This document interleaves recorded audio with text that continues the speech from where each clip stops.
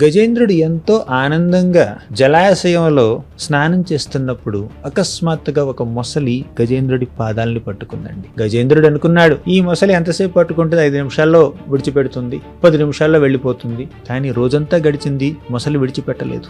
వారం గడిచింది, నెల గడిచింది, సంవత్సరం గడిచిపోయింది. ఈ మొసలి ఈ గజేంద్రుడిని విడిచిపెట్టలేదండి. అప్పుడప్పుడు మనకేమైనా కష్టం వస్తే అనిపిస్తుంటుంది, ఎంతకాలం ఉంటుందిలే కష్టం, కష్టాలు ఎల్లకాలం ఉండవు, వెళ్ళిపోతాయి అని మనకు అనిపించవచ్చు. కానీ కొన్ని కష్టాలు వెళ్ళిపోవండి. మీకేమైనా జ్వరమో జలుబో దగ్గో వస్తే డాక్టర్ దగ్గరికి వెళ్తారు, ఆయన ఒక మందిస్తే 2-3 రోజులు తగ్గిపోవచ్చు. కానీ కొన్నిసార్లు మీరు డాక్టర్ దగ్గరికి వెళ్ళినప్పుడు ఈ జబ్బు మీకు జీవితాంతం నయం కాదు. కానీ ఆ కష్టం మనకి పెర్మనెంట్ అయినా టెంపరీ అయినా ఎప్పుడు మనం చేయవలసింది ఏమిటంటే, ఏ కష్టమైనా భగవంతుణ్ణి ఆరాధించాలి. గజేంద్రుడు ఈ గండం నుంచి ఎప్పుడు గట్టెక్కాడు? భగవంతుణ్ణి ఆశ్రయించినప్పుడే.